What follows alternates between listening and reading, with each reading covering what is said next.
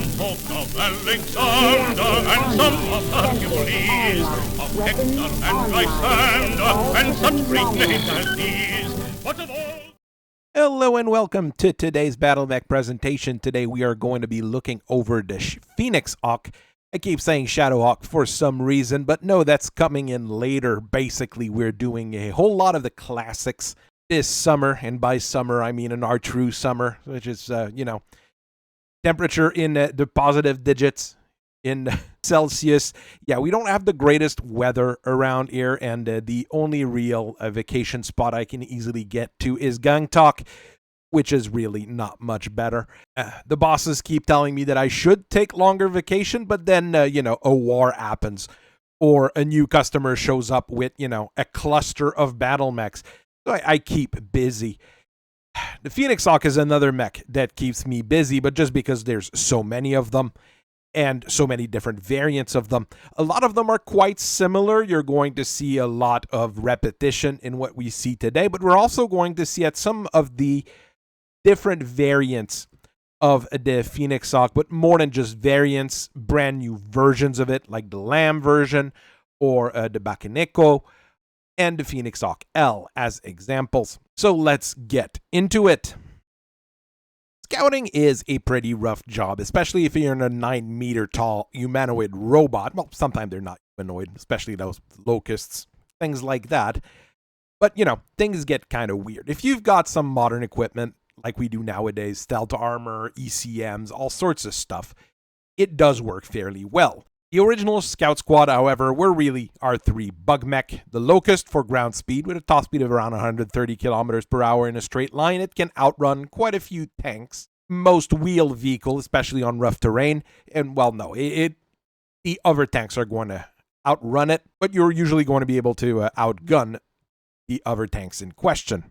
The other two options for the original Scouts were the Wasp and the Stinger, which were cavalry mechs and jumpers. The Stinger being also a very nice trainer mech. I think most people would have at least piloted a Stinger once or twice in their lives when they started out. I know I started out with the gun mounts and the hard reticle with the aiming lines. It gets quite fun to pilot a Stinger until you get out of the cockpit and you notice that you were cramped into their head for so long. The Wasp, on the other hand, is a missile platform. It's got an SRM-2 instead of the machine guns. A lot of people use it for training as well. Later on, you had things like the Mercury, the Mongoose, which I really, really like, and the Hermes coming out from the Star League to even out that scout range. You've got all sorts of things going on, either high ground speed, mobility through jumping, things like that, to allow you to spot for other people with missiles, or at least get the info you need and get out. What scouts need, however, often enough, is a commander, something that you will send the data to, and he will come back to the base to tell what's going on, since the other scouts have a tendency to, get blown up. That's one of the big issues with scout mechs in the end. People often misrepresent Orgus Industries as starting out with the urban mech, but their first real design is our good friend, the Phoenix Hawk, or Pixie, as some people like to call it. Orgus was not producing the Phoenix Hawk, though. What they did was set out the design, put things down on paper, looking at a Stinger and a Wasp and saying, hey, can we actually make this bigger? Nowadays, you are going to have about 10 different firms working on their own versions of the Phoenix Hawk, all based off the original Orgus design, which used a ton of Earthworks parts. It's a nice combination of things in the end. It's really a cooperative mech in a way, and it worked fantastically well because the SLDF wanted a heavier, highly mobile scout for the little war of aggression they were having against the periphery. And really, this Phoenix Hawk could lead a scout lance fairly easily. It had the same speed as the Stinger and the Wasp, and didn't really need any extra backup to do that job. Orgus Industries' first Phoenix Hawk, the PXH-1, came out in 2568. At 45 ton, it matches your jumping bug, the Stinger, and the Wasp with a top speed of 97 kilometers per hour or so using a GM270 engine. GM's engine, very popular, fairly efficient in general, and you had a jump range of about 180 meters. You get 8 tons of armor to protect the body, and you have 10 heat sinks to keep yourself fairly odd. Jumping and shooting in a Phoenix Hawk is not a comfortable experience, but it's still better than staying in one spot. For the weapons, you got a nice gun mount that can be discarded if required. Most people don't, but it can be, with a large laser. Each arm mounts a medium laser as well, and a machine gun to take care of infantry, all fed by 1 ton of ammo in the center torso. What makes the Phoenix Hawk really great as a command mech is just all the equipment you get in the cockpit itself, combined with its long-range communication equipment, which can be used to direct the lance and send the information back and make sure that people get where they're supposed to be. This is really why the SLDF bought this thing compared to other experiments that were available at the time. Some of the member states of the Star League also wanted their own base version of the Phoenix Hawk, so they commissioned people to actually make them and license them. Ausdavion had the PHX-1D in 2586, which takes out 2 of the machine guns and the ammo, and you put 2 extra heat sinks in instead. Gives you a little bit more heat efficiency, which is pretty important in a Phoenix Hawk, which is always running hot. This is a very standard side grade. You'll see a lot of standard Phoenix Hawks as well who have their machine guns stripped out and the ammo stripped out, just because it gets dangerous to run hot with that much ammo close to the engine. And I think a lot of people just don't need those machine guns on a scout mech, especially when it's escorted by other units that have a lot of machine guns, like the Stinger or the Locust. Oscarita also have their own version of the Phoenix Hawk with the 1K, which was released in 2603. This one, like a lot of Kurita machines of that era, they take out the jump jets and the machine guns, and they add 3 heat sinks, a small laser, and an extra half ton of armor. You lose on the mobility. Not the best thing on a mech like the Phoenix Hawk, I believe, but not a terrible idea. And it's going to be able to stay in the fight a lot longer with those 3 extra heat sinks, and that small laser can be helpful when you lose both of your arms, basically.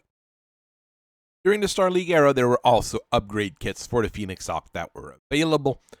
The PHX-2 in 2599 takes the machine guns out and puts in a Guardian ECM to improve protection against electronic warfare. Also, it adds an half ton of armor to compensate. It's a better EWAR machine and a decent enough scout. I've seen some where the ECM is swapped out for a Beagle Active Pro, which would make the PHX-2 probably one of the better scout of the era.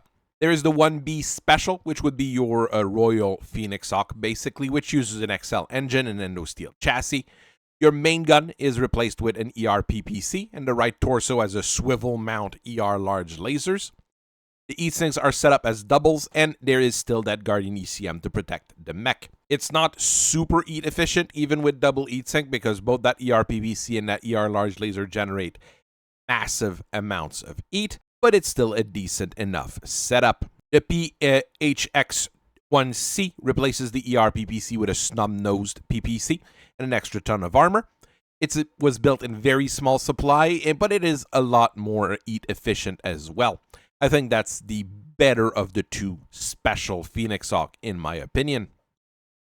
As one of the mechs that was still in production during the Succession War, the Phoenix Hawk had a lot of different facilities working on the design and putting them out, so obviously it became one of the first designs to get upgraded with technology recovered from the Elms Memory Core in the mid-31st century, well, early 31st century, I should probably say. The first one to really jump on that was the PHX-3S from Aus Steiner, which is the everything experimental design. A lot of the equipment on there was just really a test bed to see if the technology that was recovered actually worked. And if you get one of the early model of that series, you might have some nasty surprises. The engine is an experimental rebuilt XL engine, and it's tied to a mask for bursts of speed up to 120, 130 kilometers per hour in a straight line, which is pretty decent. You've got experimental double heatsink and 8 ton of experimental ferrofibrous alloy with an experimental anti-missile system. That's a lot of experimental things, but like I said, it was really meant to test all sorts of new technologies and make sure that they were going to work. The main gun is replaced with an experimental large pulse lasers, but pulse lasers, I mean, the technology for it was lost fairly late in the Succession War.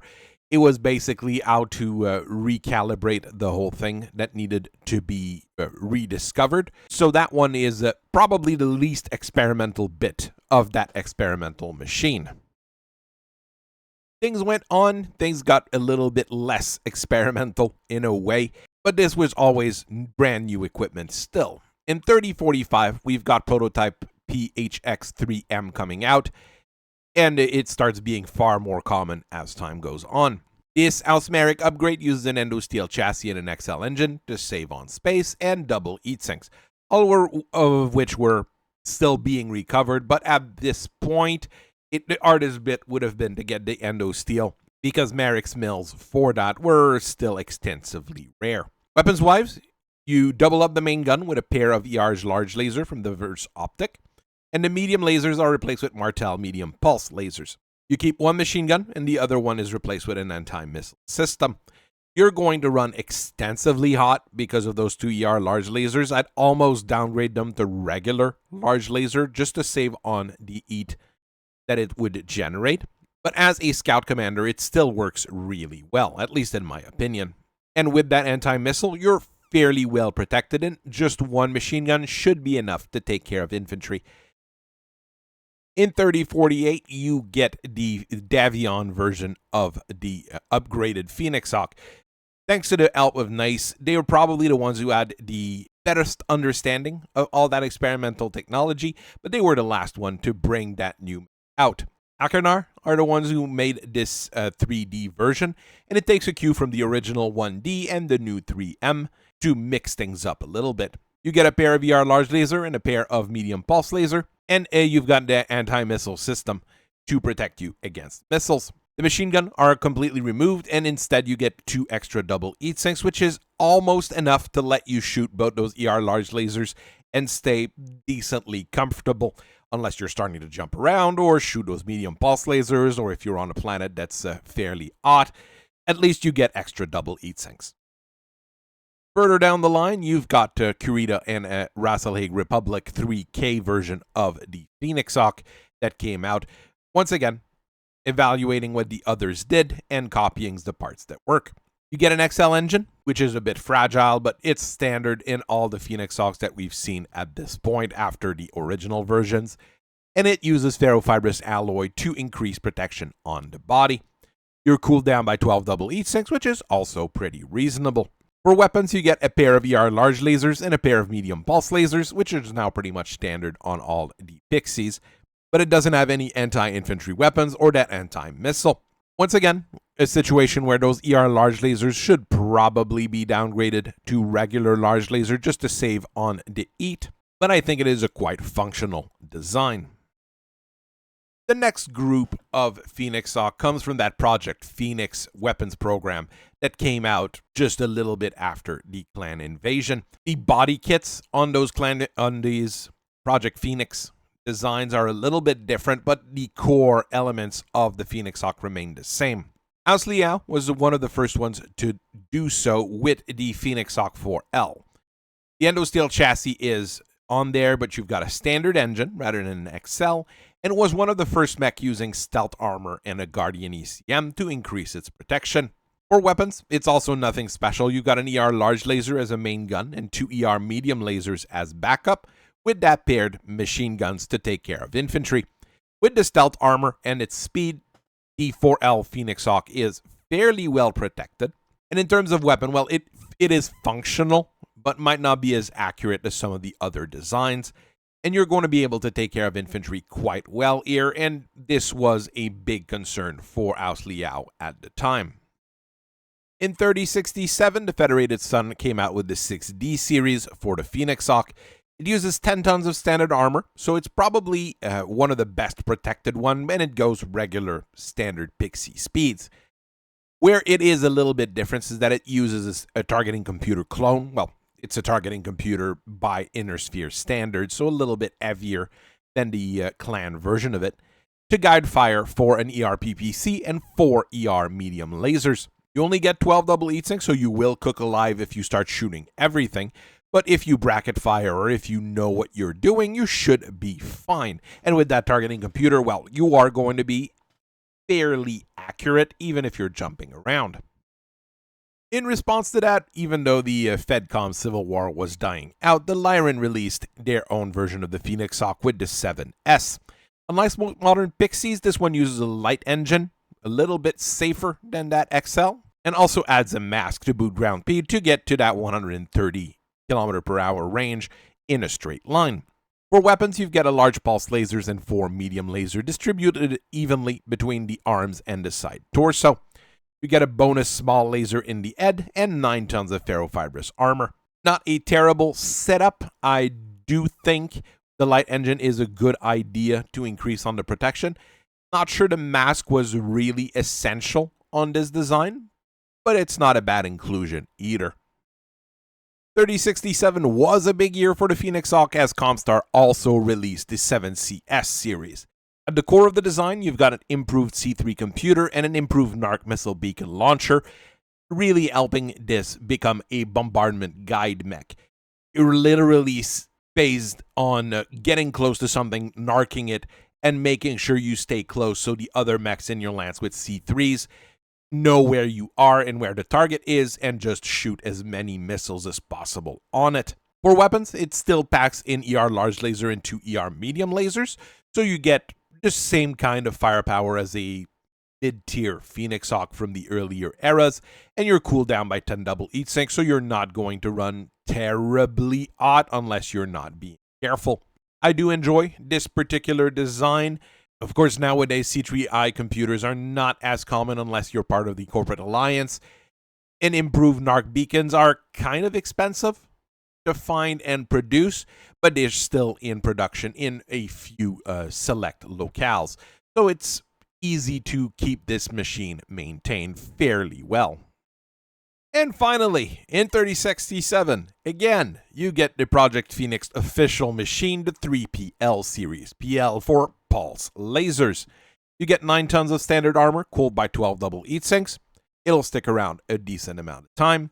For weapons, everything is tied to a targeting computer, giving you just a tiny bit more accuracy on your weapons, and that's coupled to a large pulse laser and 2 medium pulse lasers. Decent enough at taking out most things that get fairly close, because those are inner sphere pulse lasers and have the range of a angry chihuahua or something. For backup, you do get 2 ER small laser at even closer range, so you're able to take out things fairly efficiently.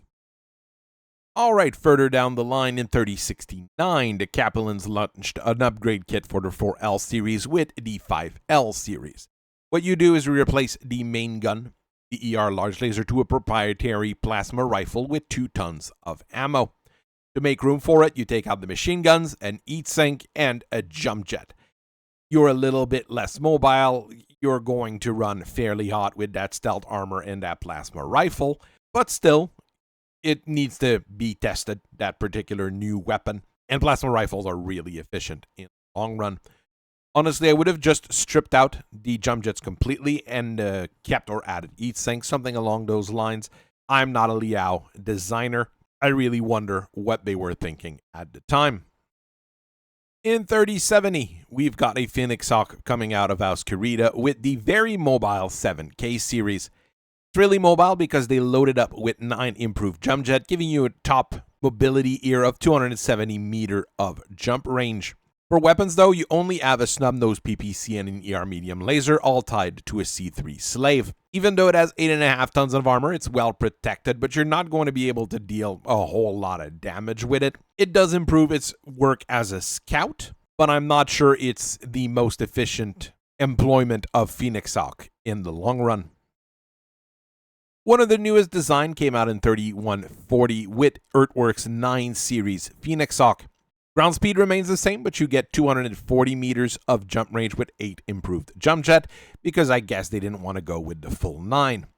For weapons, you get a fairly accurate large X-pulse laser that does run a bit hot, but it is a pretty good gun, and a pair of medium lasers and light machine guns, which has a little bit more range than our standard machine guns, for a trade-off of a little bit less damage. The machine gun ammo is protected by case 2, and you get 11 double heat sinks to try to keep you cool. I think it is quite functional as a new design. It's a new take on the original. I'm never a huge fan of improved jump jets. Probably could have used that space to do something else, but still, I do think those new machines will take the field quite effectively in the near future. But we're not done yet. Actually, we're far from done at this point. During the golden century of the clans, a number of Phoenix Hawk were re-equipped to a new standard, which is the basic Phoenix Hawk C. You start by sticking an XL engine and endo steel on it. It's basically your Phoenix Hawk special. And you put 9 tons of case-protected armor on there. For weapons, you have a medium pulse laser in each arm, backed by a machine gun in the center torso and head. And you have an Ultra AC-2 in each side torso with a ton of ammo each. That is an odd setup, completely different from your regular Phoenix Hawk. But once you start looking into it, well, you'll realize that it kind of looks like your Phoenix Hawk 2C, which we'll probably talk about later. There is, however, a newer clan refit of the Phoenix Hawk from Earthworks FLW. The people at Keystone wanted to have something that was nice for their clan customers because they had quite a few at this point, and they brought out a new Phoenix Hawk to that clan standard with the C2, which is different from the 2C. Just be careful about that. The XL engine and the endo steel chassis are inner sphere grade, easier for Earthworks to source, but your weapons are clan grade, with a large pulse lasers, 2 medium pulse lasers, and a pair of anti-personnel Gauss rifles. To make sure all your weapons actually hit, it's all tied to a targeting computer, and you get a supercharger to give you those bursts of speed up to 130 kilometers per hour. Of course, superchargers can burn out your engine, not a super nice trade-off. But the rest of the equipment on there, I think, is an extensively efficient Phoenix Hawk that will make the rounds and probably be fielded by just about everybody once they're available to the more general public. Alright, so now we're going to go with something a little bit, well, quite a bit different, because we're going to have to talk about LAMs for a little bit. Land air mechs were a thing that were created during the Star League era. Not fully developed. There was quite a few things that they needed to work on still before it stopped being iterated on. But basically, it's a mech that can turn into an aerospace fighter or an hybrid in between the two. And they're able to do quite a few things, even though they have some limitations and are rather fragile. The Phoenix Hawk was the last of the SLDF original LAM to reach full production, and at 50 tons, it shares a lot of traits with our original Phoenix Hawk, even though it has quite a few little differences. At 50 tons, the Phoenix Hawk LAM uses an Allied 250 engine to be able to get to 86 kilometers per hour with a jump range of 150 meters while in mech mode. Not the best armor, but it's still fairly well protected. Well, there are multiple versions of the Phoenix Hawk LAM, and the first one was the HK1R, which had a snub-nosed PPC, a Beagle active probe, a single medium laser, and 2 machine guns. It might sound weird, it's a bit different from your original Phoenix Hawk, but as a scout, being able to turn into a plane and go back home, this is a really, really good setup. The Royal LAM mounted 4 medium lasers and an ER large laser, and it used 12 double heat sinks to keep cool. Once again, a very decent design, and with lasers on there, when you turn into that aerospace fighter, you're going to be able to do very effective strafing run before turning into a mech, getting more information, or kicking and punching things, and going back home afterwards. The more standard model of the Phoenix Hawk LAM was the HK2, which was the one that was mostly for export. It packs a large laser, 2 medium lasers, and 2 machine gun, pretty much like a regular Phoenix Hawk, you're just slower on the ground. Honestly, a very nice design. Fairly straightforward. The weapons are distributed a little bit differently normally than your standard Phoenix Hawk, but still quite efficient. House Marek had their own personal version of the HK2, which is the HK2M, which takes out the large laser and the machine gun and replaces it with a 10-rack LRM, which is very unusual on a Phoenix Hawk. The Blakists got in on the deal as well with a remake of the HK1R with the HK1RB this old particular series there, where they take out the Beagle active probe and the medium laser and replaces it with a C3I computer to be able to share telemetry. I'm not a super huge fan of that one, and it is really rare. But if you can find one, it's not a bad purchase. Alright, well, if you keep going down the line, back in the days where Clan Novacat and the Draconis Combine were still being fairly friendly, the two of them associated to build a new Phoenix Hawk with the BattleMech Bakineko.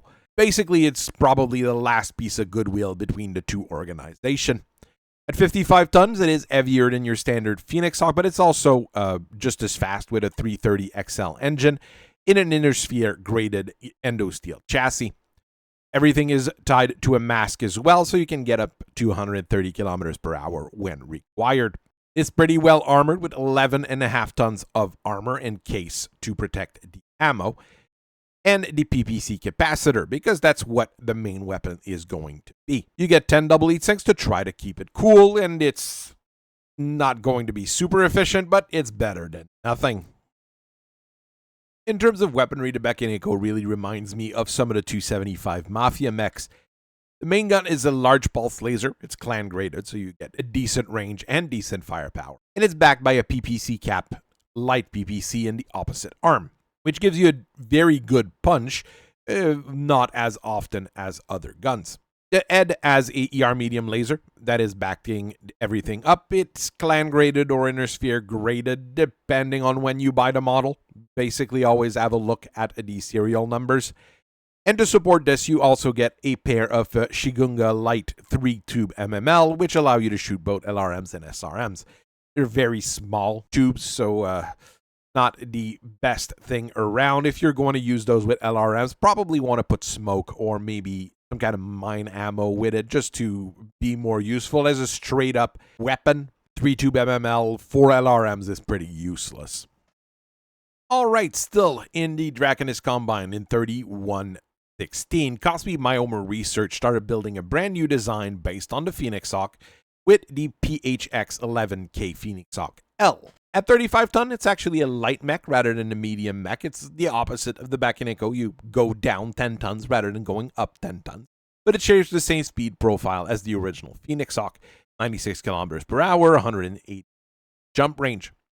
It's decently protected with 6.5 tons of armor in case, and the 11K mounts a TS-EMP cannon as the main gun, which allows you to disable other mechs without damaging them too much. And it's supported by an ER medium laser, a 3-tube MML, and a trio of heavy machine guns. There is another version, the 11K2, which replaces the TS-EMP with a PPC-capped snub-nose PPC and the machine guns for more medium lasers. I don't think it's a bad idea altogether, but I'm not sure it's going to make the rounds. I haven't seen all that many of those float around, and Cosby Myomer has a limited production capacity, so they're probably not going to be the most common mechs to float everywhere in the rest of the inner sphere. Alright, we're going to leave it at that. I could be talking about 176 different custom versions, including one that was basically immobile but had tons of armor. We could talk about the Periphery Special, which replaced the large laser with a hatchet. We could talk about the Munin, which was a LAM version of the regular Pixie rather than its more evolved version. We could talk about the Agroterra from the Magistracy of Canopus. We could start digging into the Phoenix Hawk 2C, but I've got another presentation to do that, actually. The Phoenix Hawk will always be in production at this point. I don't think there's ever going to be a stoppage for it. Too many people are building it in too many different variants. There's new ones coming out. There's things coming left, right, and center. As long as it really remains a decent scout commander, I think I will be happy, and most inner sphere commanders will be happy. Well, it would be even better if we got some new LAM version of it. We'll see what happens in the future. But really, if you're looking for a simple mech, I think the Phoenix Hawk is one of those that you can easily get and equip to fit your needs, basically. So I thank you very much for listening to me for so long. I know this one's been a little bit longer than usual. I thank you for your patience and your understanding, and I will see you guys later. Bye-bye.